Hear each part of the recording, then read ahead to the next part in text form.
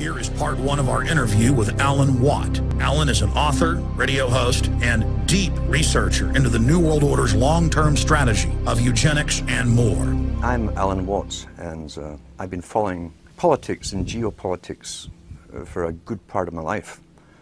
I didn't start off deliberately going out to find out everything that was possibly going on. In fact, I had no idea, to be honest with you, how vast the scale of an agenda, political agenda, is when you're bringing in a global society. Wars have many different purposes. Economics is only simply one big part of it, but cultural change and the building of empire through the defeated nations joining in leagues.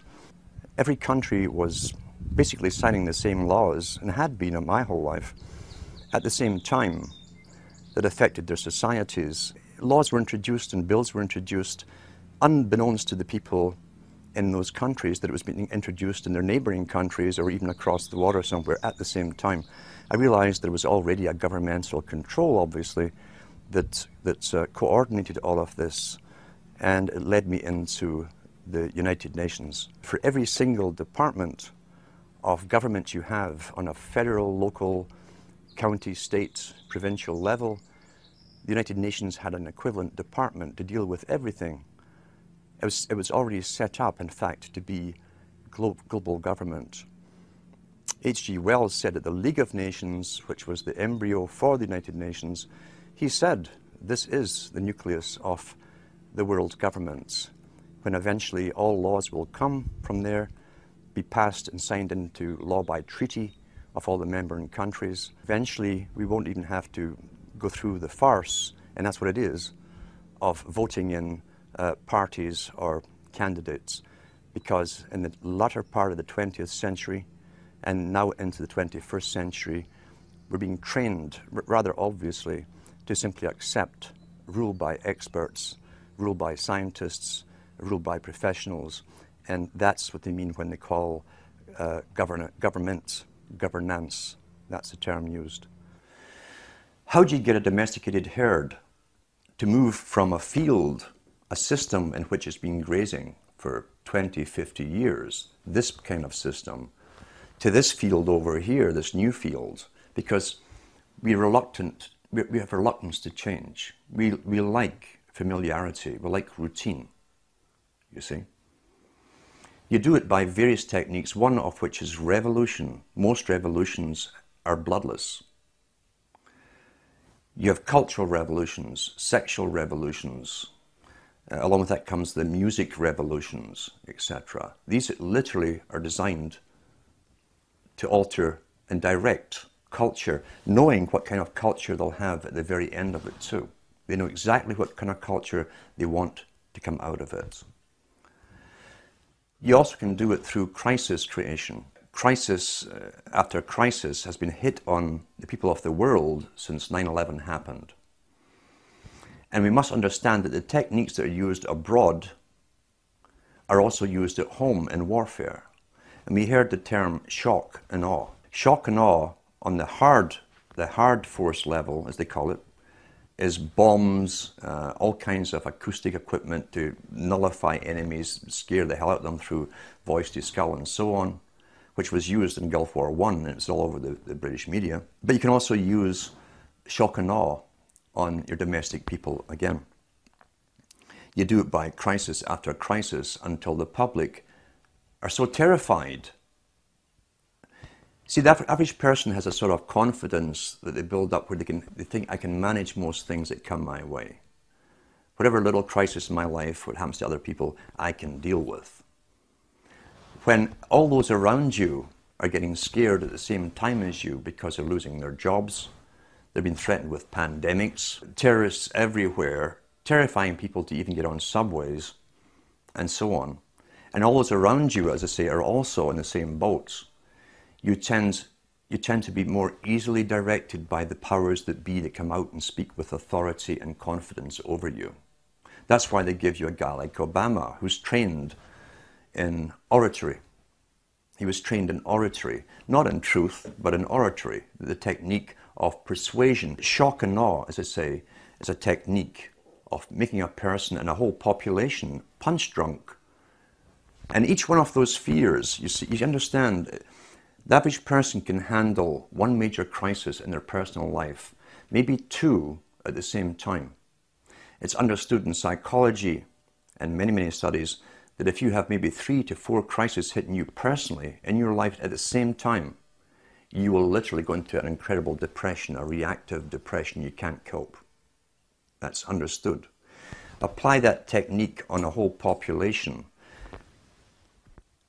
The thing is, there's not one of these crises that we're being told about that you personally can do anything about. What can you do about terrorism if it really exists all over the place? It's out of your hands, you're helpless. What can you do about a coming pandemic? It's out of your hands, you're helpless.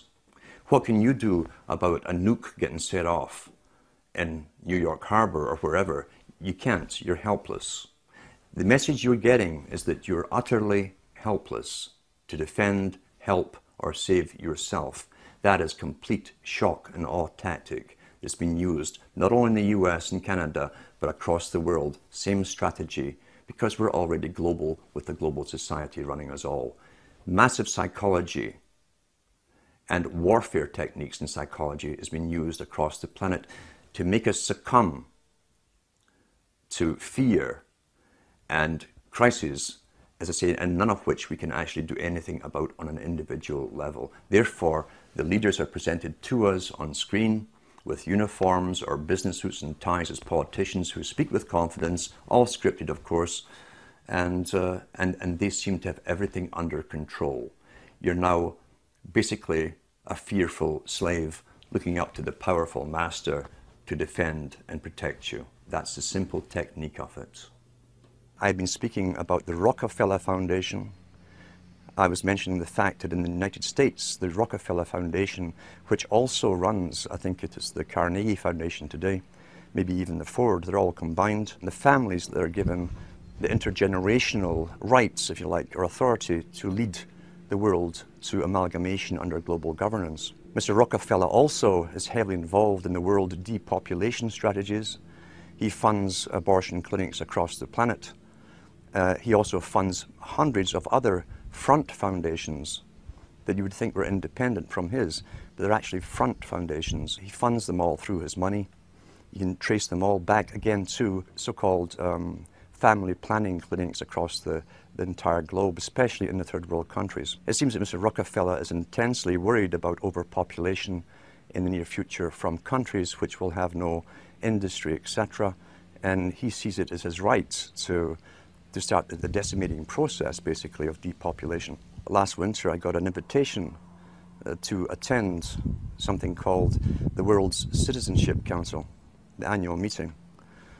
That kind of floored me because the head of the World Citizenship Council is Mr. Rockefeller himself. And here I am speaking out about and against them. So this did not come out of the blue. They try and get you on board working for them. What was also more startling was they always give members maybe 15 minutes or 20 minutes to speak, and I was offered that to speak on stage to this world meeting. The world's citizenship idea is part of the old idea of Cecil Rhodes up into Lord Milner to the Royal Institute for International Affairs and the Council on Foreign Relations. Mr. Rockefeller is up on Google in some of his conferences giving out World Citizenship Awards to very famous people. So they've already bypassed and have bypassed sovereign nations a long time ago. What other benefits you get from being a world citizen, I'm not certain at all. But I was allowed, he said I'd be allowed to speak at this conference. He did not say what to speak about, or didn't say anything what not to speak about. And he also said that, this chairman, of course, who wrote to me, he also said that I'd be allowed to participate in the round table groups which come after. The round table society is very, very important because the round table societies were set up as far back as the Milner Society and the Rhodes Foundation. They came out with the first round table societies. What they do is take the topics that are discussed at the main meetings, then they split off different tables to specialize in certain aspects of the speeches they've heard and find ways how to implement them into reality through media, promotion, various methods of propaganda and so on. I did not attend. I was tempted to go just to see if they would ask me not to speak about certain things, but it was the middle of winter and the journey to this university would have been pretty hectic anyway, and I was so busy. But you will be approached, and that's not the first time I've been approached to do this kind of thing. You'll find that some people are bought over. I should go back to Lord Bertrand Russell on this topic, because Lord Bertrand Russell said in one of his own books, the same book in fact, where he talks about those children who manage to escape the indoctrinations, who have intelligence and an ability to communicate to others, must be brought on board the system, employed by the system, bribed into the system if possible. That generally works with most people. He said, otherwise we shall have to eliminate them, because they did not want people around who understood an agenda that the general public are unaware of. Didn't want these people with the ability to communicate information, documented information, in a fashion that people understand out in the community where they could spread this word. That ties in with Mao Zedong, who said he was not afraid of armies. His worst fear was someone with a good idea, a great idea, a unique idea, and the ability to communicate it. So that is how they treat basically people with information. First comes invitation to join them. Many people do. As I say, Bertrand Russell backed that up by saying if they can't be brought on board, they must be literally eliminated from the public arena. That's how seriously they take this agenda at the top. They don't mess it around. The reason I think they don't simply come out and kill you straightforward is they don't have to do a messy job. There's many ways of killing you, especially in this day and age. But I think, to be honest, they're so arrogant right now at this moment. They're not too worried about the mass of the general population who are indoctrinated and updated with their indoctrination daily from television, as one example. About 100 years ago, this big organization with many branches, they wanted to rule the world basically using Britain as a nucleus of a system, an embryo, which also was going to be joined with the US under the Anglo-American establishment, wrote about the kind of culture and the changes of culture over a 100-year period that they would actually design. We're all tribal to an extent. That's why we even bother to vote for a tribal leader. This is well understood. That's why we're supplied with these leaders. And because the average man was to become more disengaged from his own destiny as the expert class arose, it was decided that the males would get their outlet, basically, gradually becoming helpless as males, through sports. Therefore, they'd have a tribal team they could identify with. They could cheer them on as though they were winning. In their own personal lives, they were getting nowhere. They were getting disenfranchised, in a sense, as experts took over decision-making for them in all kinds of fields. So this was psychology at use, planned before they even implemented the sports. When radio came along, of course, they used that to the maximum. Sports for the men, radio soaps basically for the women. And then in came television, as I say, with its alpha state, its hypnotic state. It took off. It really, really took off. And men became glued to the sports shows. The big think tanks, and we've had think tanks to do with always planning the future and how they would create societies and even different cultures within 100 years, say from this type of society to that society to the next society, how they'd implement it, again always through the youth culture, which is easy to do if you have universal education. You can always mandate the same system, same culture to be taught to the youth. However, as I say, since the 1960s, once television really, really took off, sports used to only come out on Saturdays. And over a 10-year period, it gradually came on every night of the week. Until today, we have even sports channels, sports. And you see guys who are sitting home, who are basically powerless at work. They have bosses. They're powerless on the roads. There's police and traffic wardens and cops watching them. They have no means to feel strong. And so they tend to watch sports as a substitute. They project themselves into a game which they never participate in. But as long as their team wins, they feel something's happening in their life that's positive and it's successful. It's a very good substitute for many, many things as far as the elite are concerned. Now, the big think tanks that involved many professional people knew that they'd have to give something this for the males, and for the women they'd also give a substitute too. The intention being ultimately to alter society, drastically alter it so much that even the purpose, for instance, of marriage would lose any appeal. For the females, they gave them high fashion, accessible prices for high fashion clothes. They brought in, people don't realize they brought in the miniskirt back in the 1920s during Prohibition. They brought in cocaine at the same time as along with the booze to get young people in. The idea being that if you're doing something illegal, it's very naughty. Youngsters love to break the rules, get together, we're all being naughty together, and sex and booze, coupled with coke being smuggled in at that time, had its desired effects, but not quite the way it was designed to have by those that planned that culture, the Bernays types. And Bernays was heavily involved in this.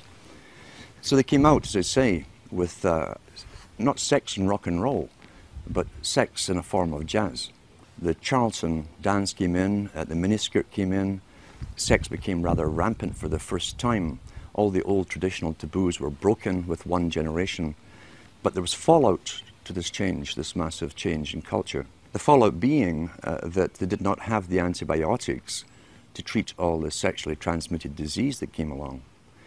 Secondly, they didn't have the legal abortion clinics to take care of the unwanted children that also were produced by hyper-promiscuity. They opened up big orphanages to try and take care of this, the boys' towns. They had ones for girls too. But there was so much backlash, especially in the United States, from the old Christian communities, that they had to tone it all down. It kind of flopped, as I say. Sexually transmitted disease became rampant, so did unwanted pregnancies and abortions. And so they went back to the drawing board, because remember, before this all happened, the big players, the new high priesthood, we'll call them, of the Time Lords, those who create the future, work in think tanks for the big establishment, had a definite mandate. The only problem was how do you achieve that mandate over a time period. So they went back to the drawing board, and they've always known, for instance, that in wartime, more children are produced because people, young people who might go off to die tomorrow tend to be far more promiscuous. They brought this back after World War II big time and worked on it steadily. All our tax money went into one particular area of research, not just for the atomic weaponry and so on. It went into finding ways of finding a contraceptive that was effective.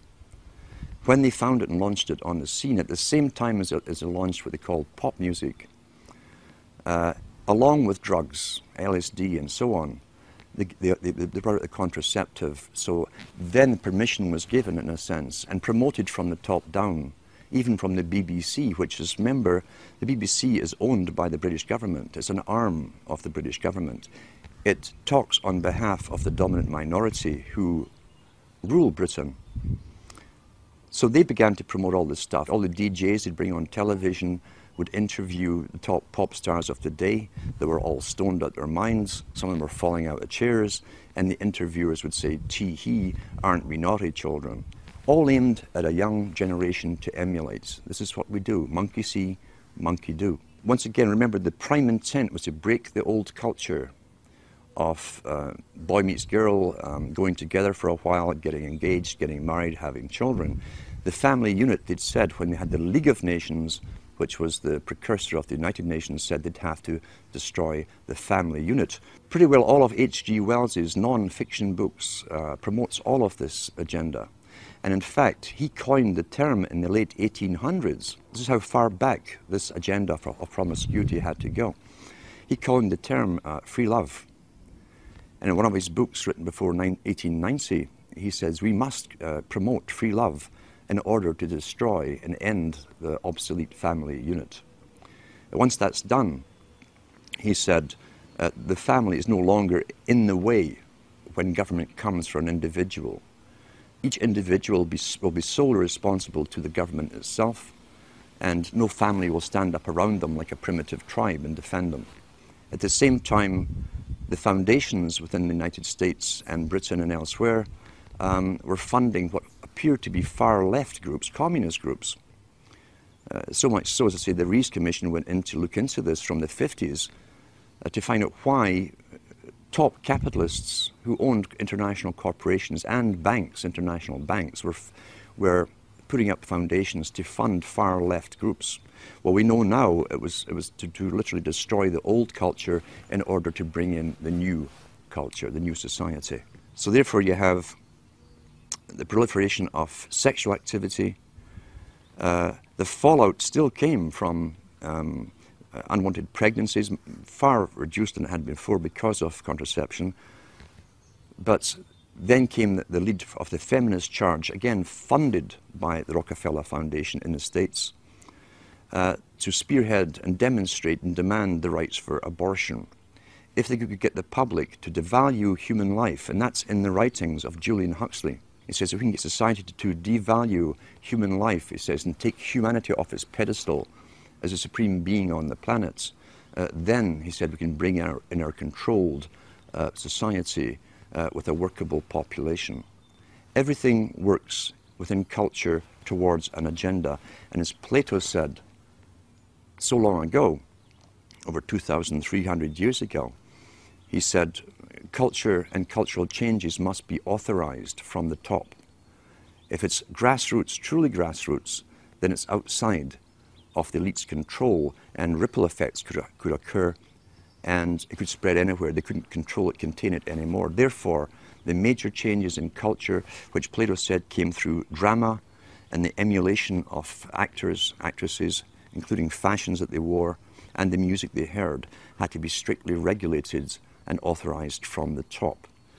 The whole science of this, which was always a science, and understood by those in those businesses, was used to the maximum to literally drastically alter culture so radically in the 60s and 70s that they could never return to a past way of living.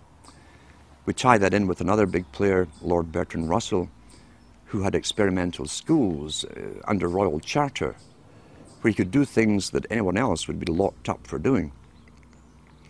He said in his own schools, and there were mixed schools, he said that if he could encourage pre-pubertal sexuality amongst the children, encourage multiple partners from before puberty, he says the chances, because of study and observation, the chances of them ever bonding with one person for the rest of their life was pretty well obsolete, null and void, wouldn't happen. Therefore, that technique all came into play during the 60s. It was called free love. Drugs helped it along the way. And that was the beginning of what we saw as short-term relationships. Divorces became more and more common. Interestingly enough, divorces really took off not because society demanded it or it came from a need or demand from the people. Divorces took off because the Hollywood stars, and remember too, the drama industry, the entertainment industry have always said this, the people follow the stars. And they're the guiding stars in the so-called occult, you see. We tend to worship wealth and people and famous people. We want to be like them. We want to identify with them. The whole idea of divorces came out from Hollywood, with the top stars leading the charge for this. Women started to talk about it, who was getting divorced, what actress from what guy, and so on.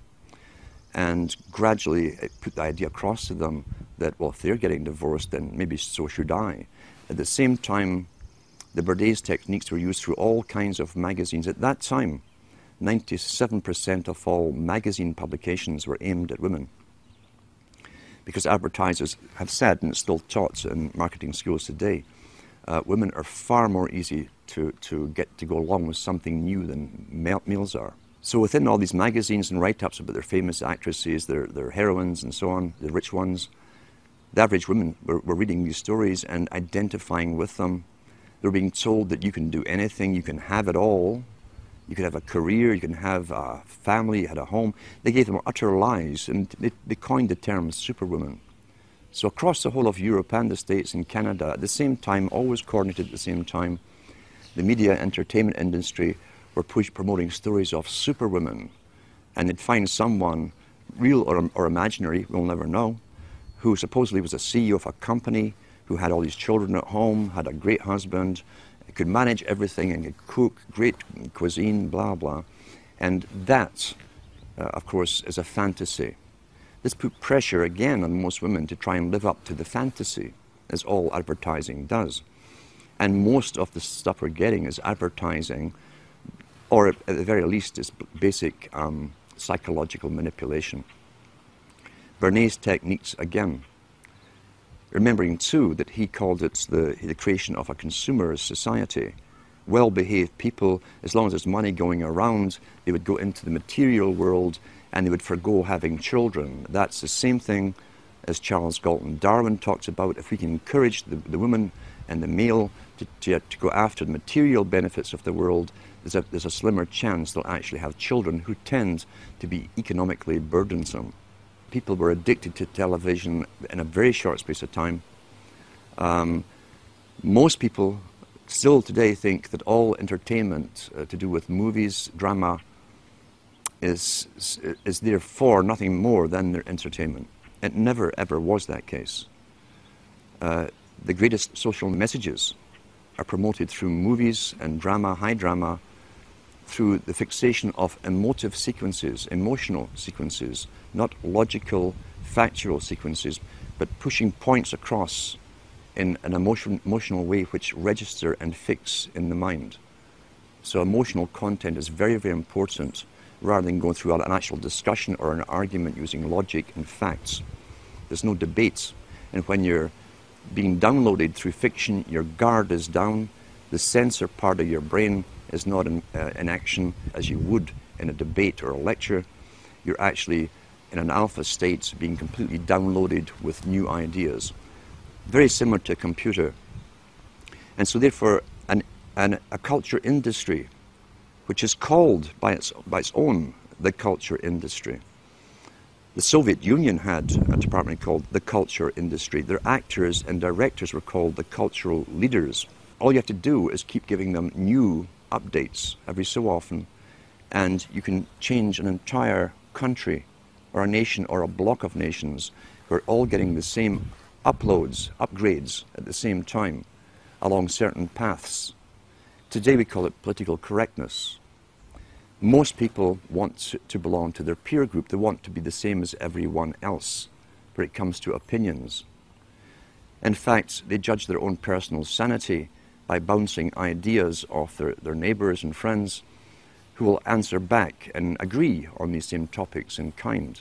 It doesn't matter if the topics or what you're given are facts or utter nonsense, as long as everyone agrees at the same time. You'll say, well, I'm sane, and your friends will all agree because they've had the same information given to them. We don't only get the same information given to us, we're led through sequences, even documentaries, to leave you with a predetermined fixed conclusion on any given topic. Most folk are once again unaware of this. They think, I've just been given all the facts on this topic and this is the obvious conclusion, which is always given to you by the final experts on the particular program. There's no thinking involved. We tie this in with the Brzezinski. Brzezinski said in 2 Ages, now this guy was way up with the NSA. He's a master geopolitician. He admits he works in 20, 50-year periods to do with geopolitics in other countries. But he said himself, the public will shortly be unable to think or reason for themselves. He says he was meaning by the form of information that was given to them, the type, the formulas that were in use then in the 1970s. And eventually, he said, they will expect the media to do all their thinking and reasoning for them. Well, that's happened today. That's why people today can't think outside of their programming from television. give an instance, in fact, of why TV was so important, to show you that it was so important to have it in the homes of ordinary people.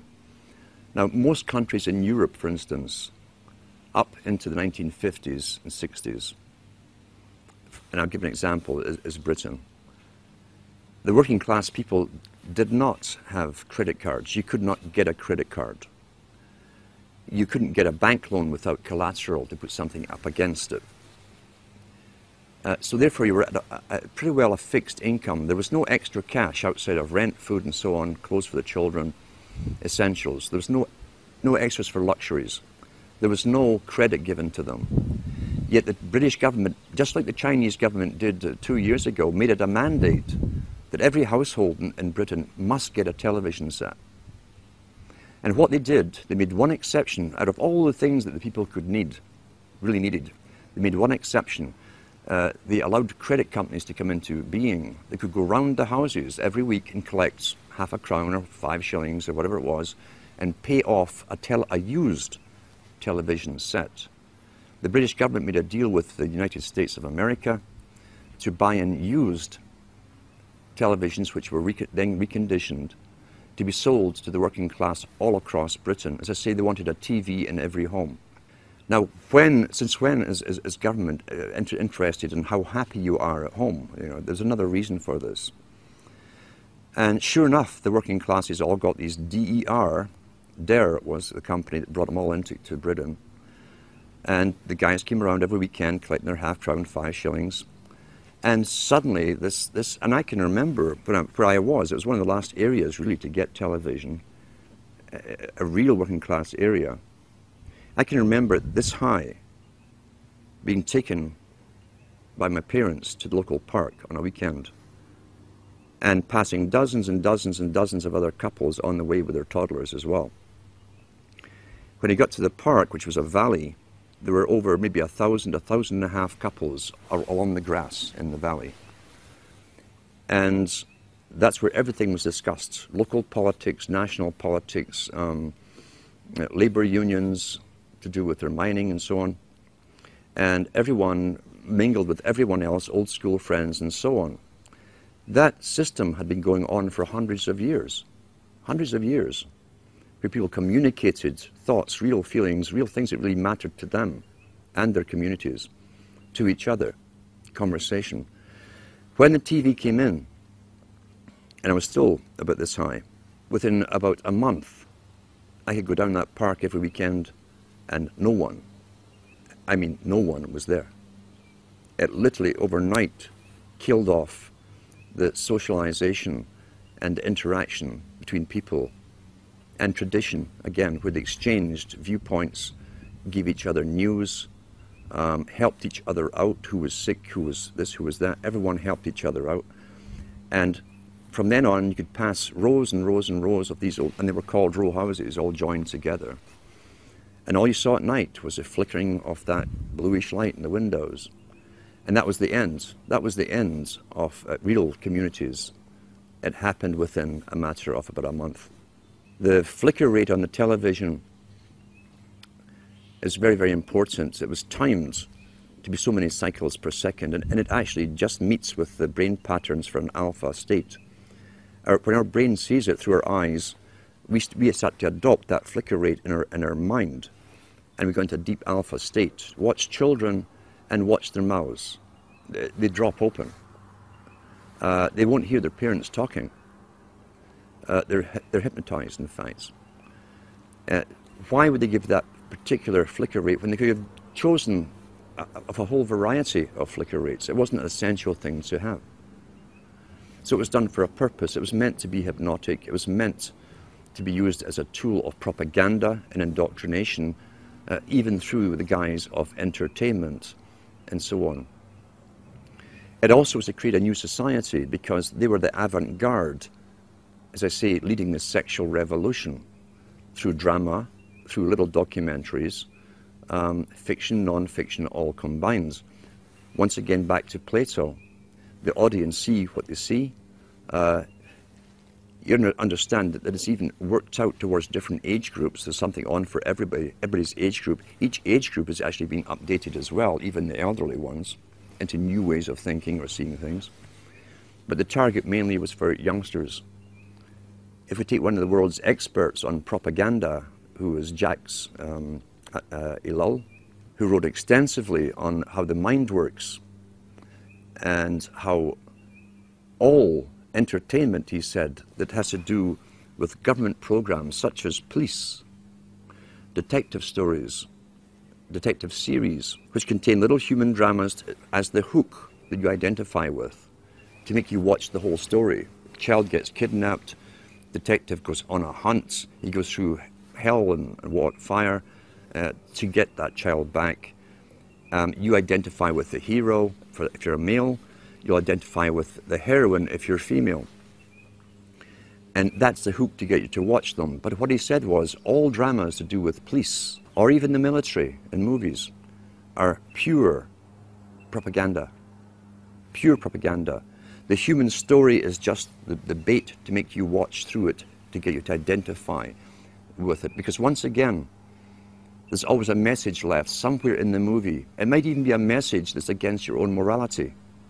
It could be where the cop, for instance, does sleep with this beautiful woman while his wife was at home, and it's all part of the story, and even tell you why he did this. He was feeling down that day, blah, blah, blah. And so you've just again altered your viewpoints on how you yourself might behave in that situation. And that sometimes that kind of thing can be justified. That's how you're downloaded through entertainment.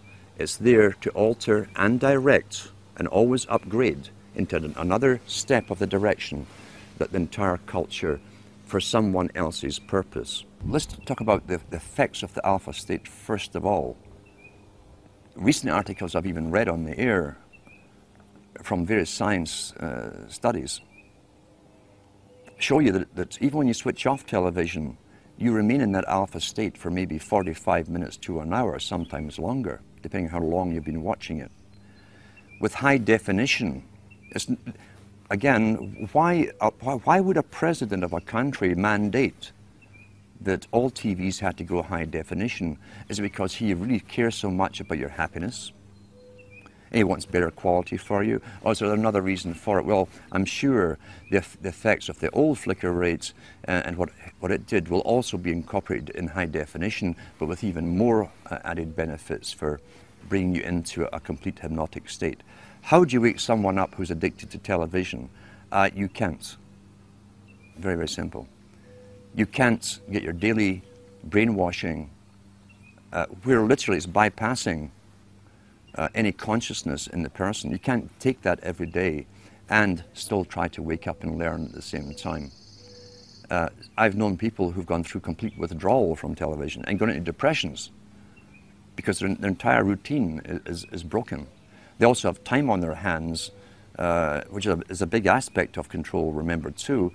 If you can take time away from a person who can think for themselves, who might say, oh, I'll go and read a book, I'll go and study something, or if you can take that time away from them and have them mesmerized in front of a television set, then you'll keep them dumb, stupid, compliant, and going along with the system. I always advise to people, if you know someone who's watching TV, it's quite simple to find out where they are mentally, psychologically, in the understanding of things. You can ask them a few simple questions.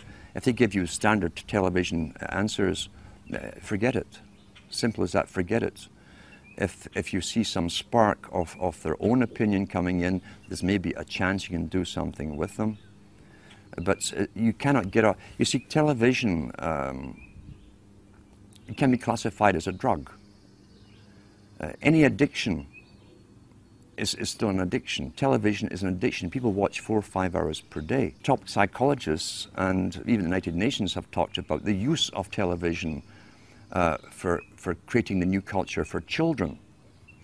How many people know that all government agencies or departments, all governments in the world, basically, have departments of culture which hire cartoonists and pay their expenses to do cartoons, always incorporating the latest political correct story to do with environment, waste, bad adults, and how they've destroyed the planet through their consuming, etc.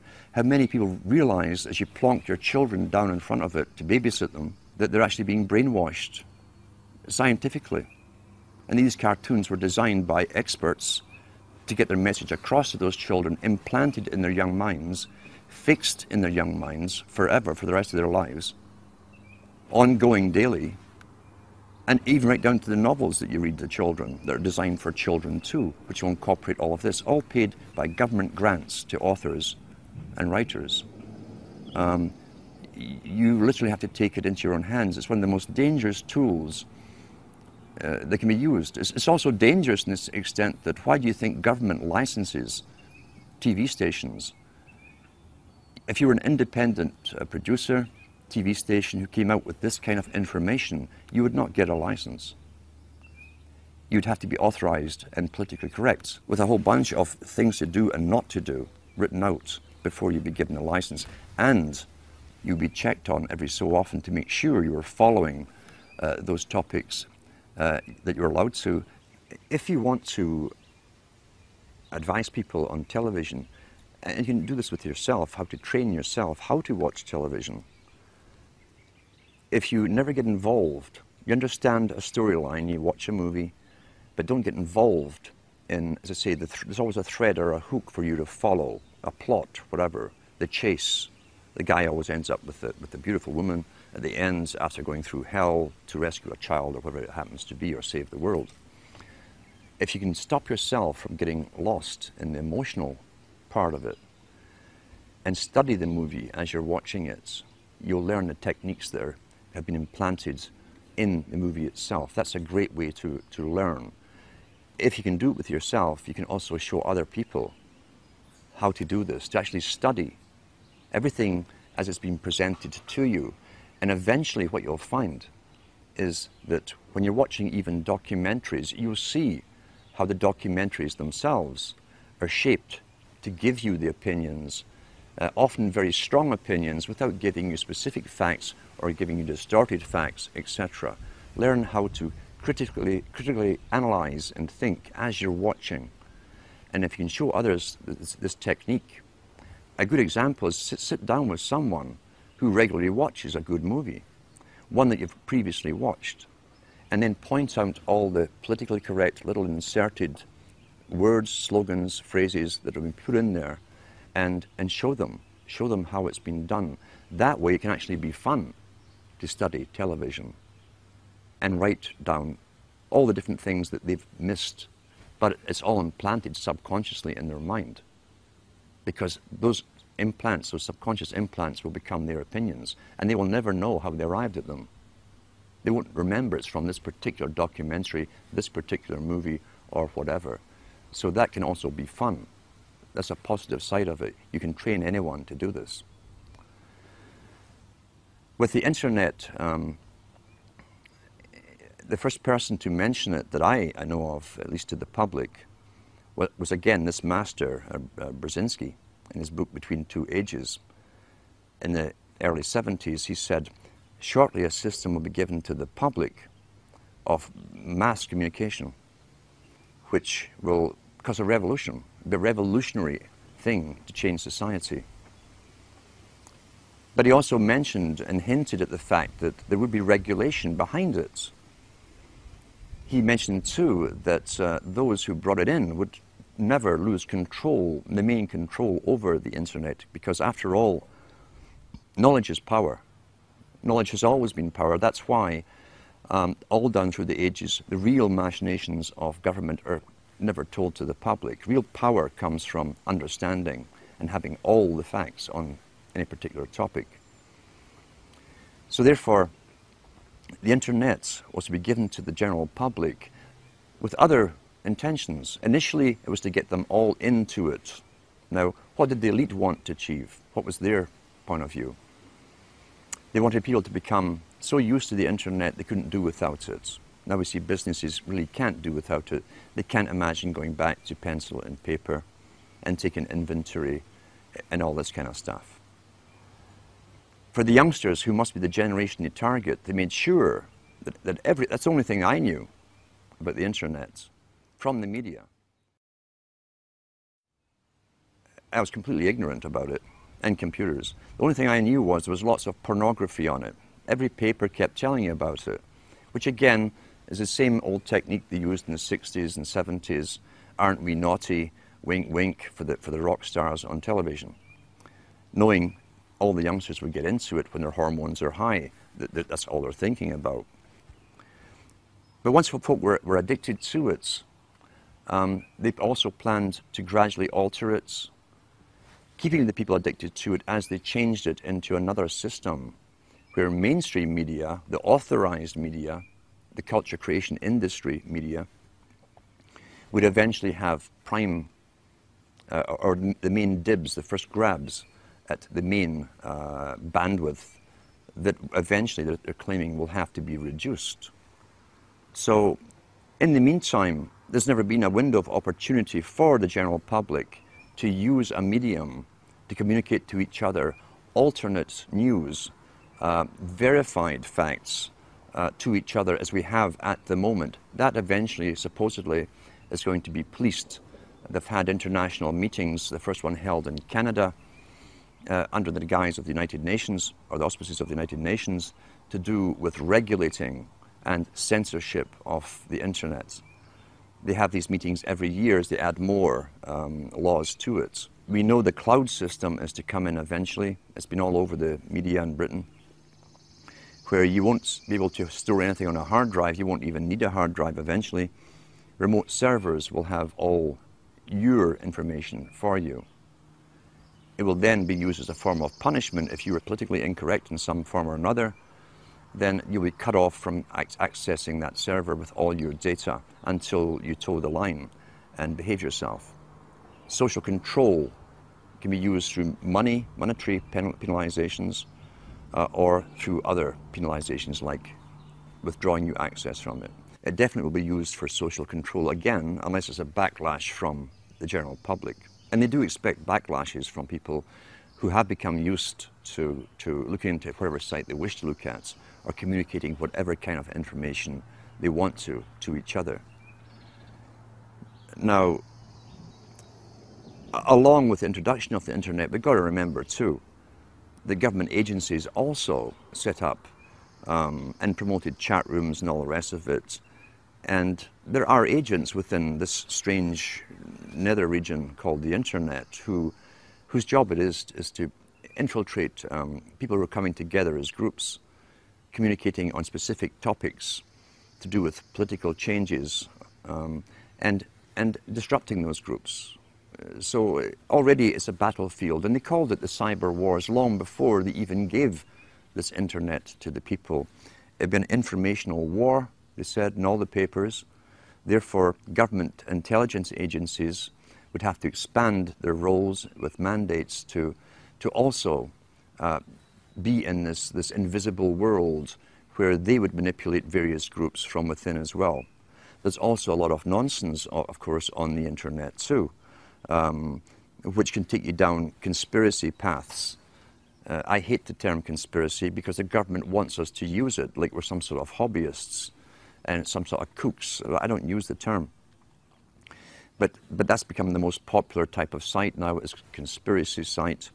And there's many out there, there's professional agents out there as well, who've been funded by governments and even launched by governments to be well known, especially in Europe, to lead the conspiracy sites. Then they bring in the UFOs, the aliens, until you have achieved your goal. Counterintelligence. Let's talk about counterintelligence and how it works. What is intelligence? Intelligence gathering is sending agents out to simply listen. To listen in marketplaces, bars, cafes, as to what the people are discussing. Lawrence of Arabia, in his own book, 7 Pillars of Wisdom, was trained as an agent. He was trained in Arabic languages. He was given lots of money, he and 11 other people, trained from Cambridge, and sent over to the Arabic countries to start up Arabic newspapers.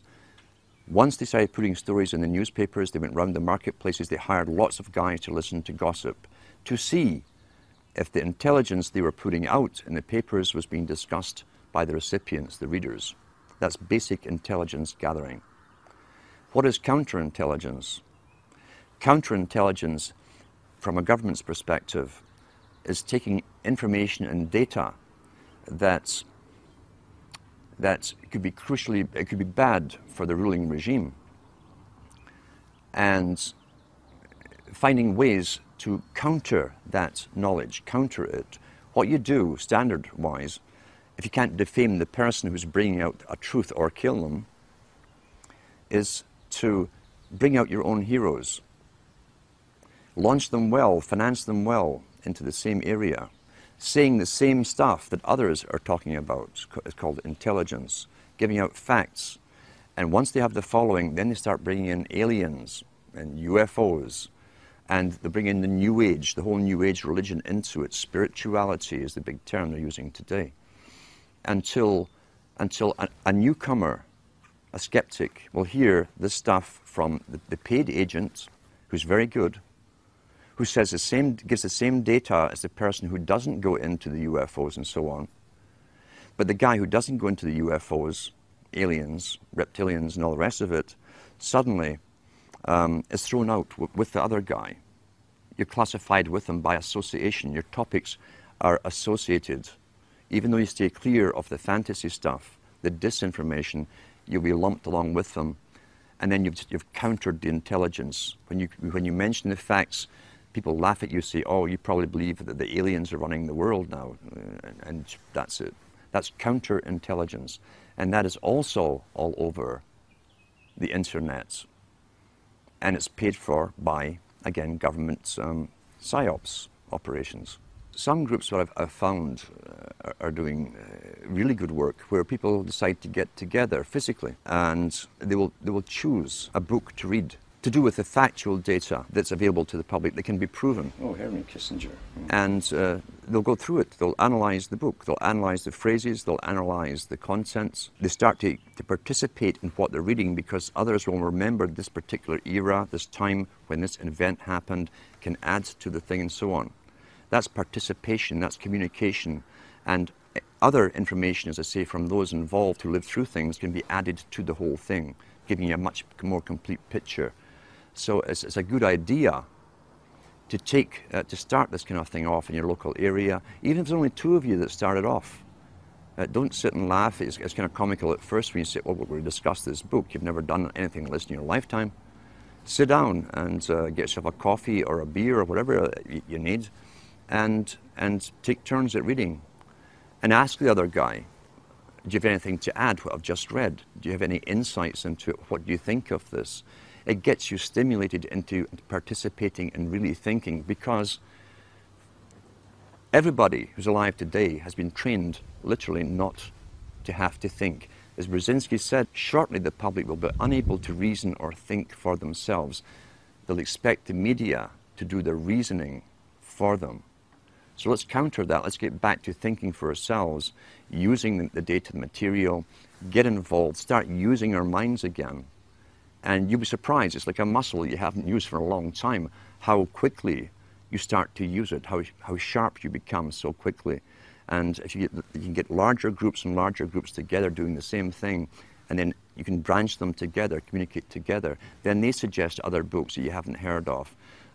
Maybe you need a particular book for evidence. I have stacks of them at home. Everyone has access somewhere to some material that got stuck away. And when you start putting all of this material together, mainly through, as I say, discussion and reading groups, you can add to the knowledge. The more knowledge and facts, actual factual data you can put together, the bigger your arsenal is. And the easier it becomes to show people and convince them, look, this is authenticated stuff. Here's the factual data, here's the physical book. Read from that book, and then have your discussions. What do you think about this? What do you think they meant by this? What do you think has happened? Have they fulfilled this part of an agenda? And most people will say, yeah, they have. Well, here's how they did it. The evidence is all there, but knowledge, remember, is scattered. That's also why, since the 70s and so on, televisions were put up in places where people used to communicate to each other, bars and restaurants, the pubs of Europe. Everyone talked and discussed everything. The televisions were all put in for a reason. And now everyone's mesmerized and you can hear sports or loud music. You can't communicate anymore.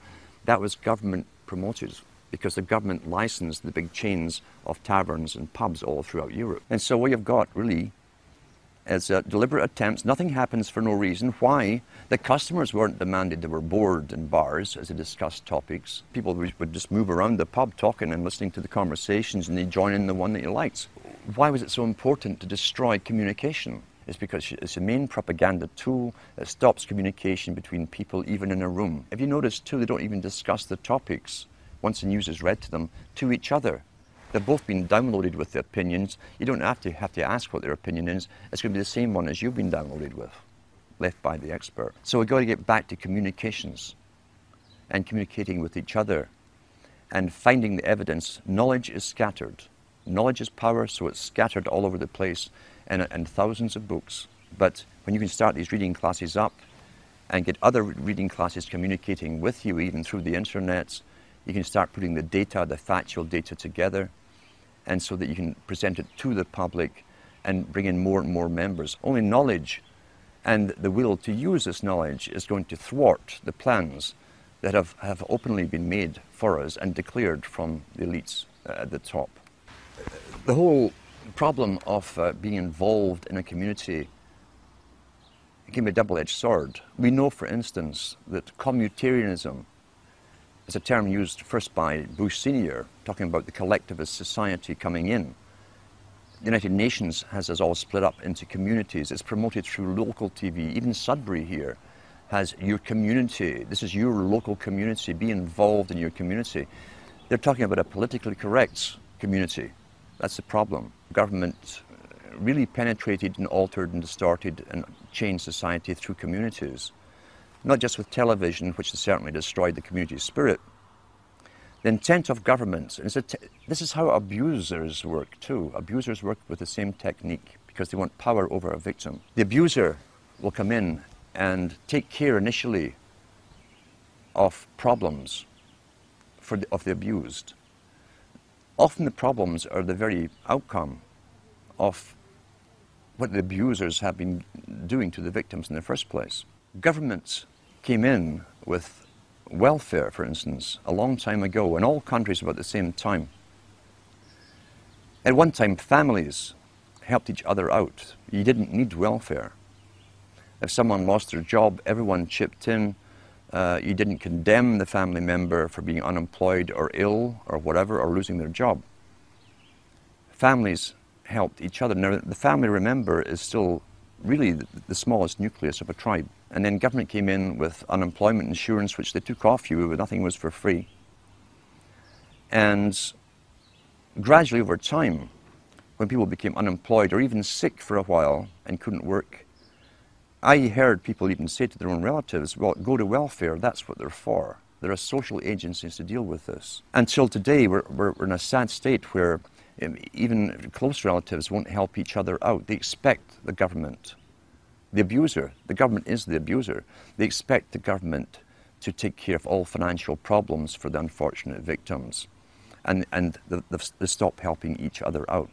We've got to start reclaiming the rights to, and you can do it personally with people you know, to help other people out and start countering the government's mandate. Because the government's mandate is for control over the victims, not to help the victims. Those who fall under that particular level into the welfare state have their lives run by government agencies and social workers. That's what Huxley says. He says that they won't need their survival capabilities. Russell said the same thing, because the government is taking care and making all their decisions for them.